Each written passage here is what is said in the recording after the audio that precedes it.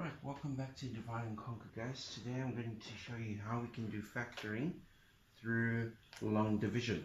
Okay, let's say our sum looks a bit like this. We've got here x cubed minus 64, right?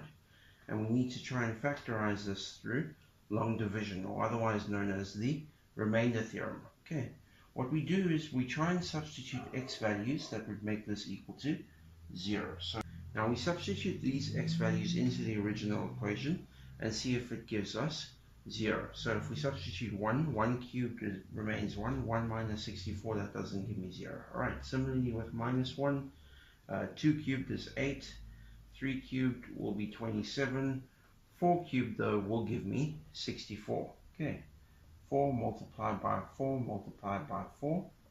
Okay, 4 times 4 is 16, 16 times 4 is 64. 4 times 6 is 24, and 4 times 10 is 40. X is equal to 4. Right, what we do then is we take the 4 to the other side and say that x minus 4 would be equal to 0. Right, in other words, if we substitute x being equal to 4, our remainder for this equation would be equal to 0. Right, by doing long division, okay, taking the x minus 4 out of the bracket, then we've got here x minus 4 into x cubed minus 64. Okay, what do we need to multiply with x in order to get rid of x cubed? We need to multiply x squared into it. Right, x squared multiplied by x leaves me with x cubed. Okay, and x squared multiplied by 4 gives me minus 4x squared. Okay, now when we're taking away over here, when we're doing our subtractions, we need to subtract everything inside the bracket. So when we're minusing, we not only minus the x cubed, but we also minus the negative 4x squared.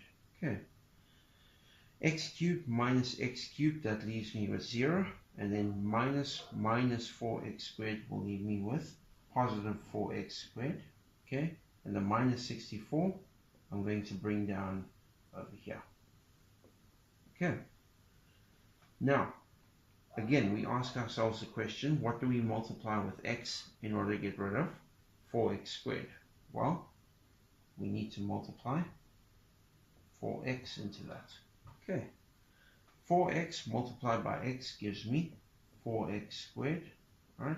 And 4x into minus 4 is minus 16x. Okay, again we have to take away everything inside the bracket, so we're minusing everything here. Okay, 4x squared minus 4x squared, that's going to leave me with 0. Minus 16x leaves me with 16x.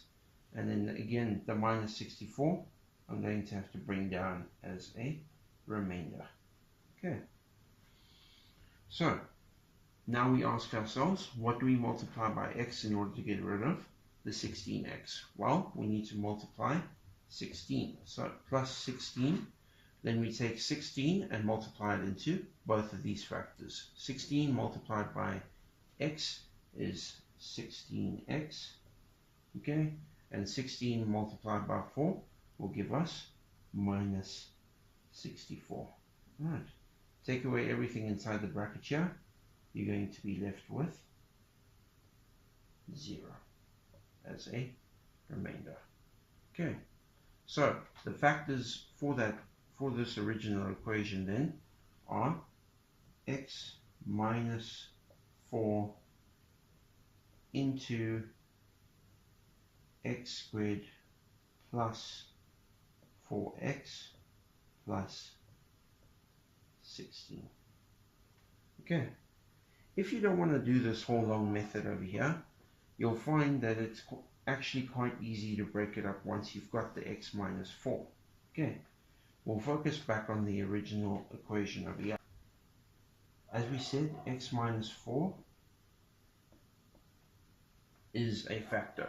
Okay, so what you're going to do is you're going to take the x over here, you're going to square it, and then you'll add it into the bracket thereafter. So That leaves you with x squared.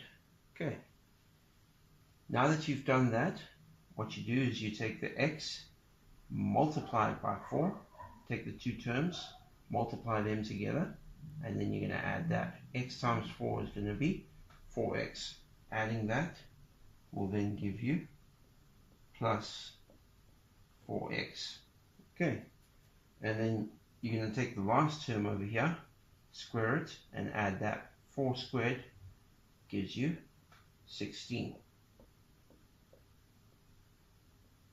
Okay, and when you multiply this out, you'll come back to the original equation.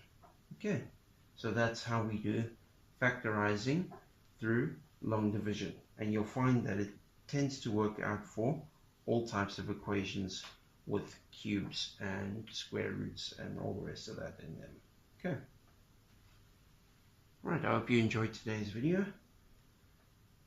When I see you next, I'm going to teach you a little trick called Pascal's pyramid.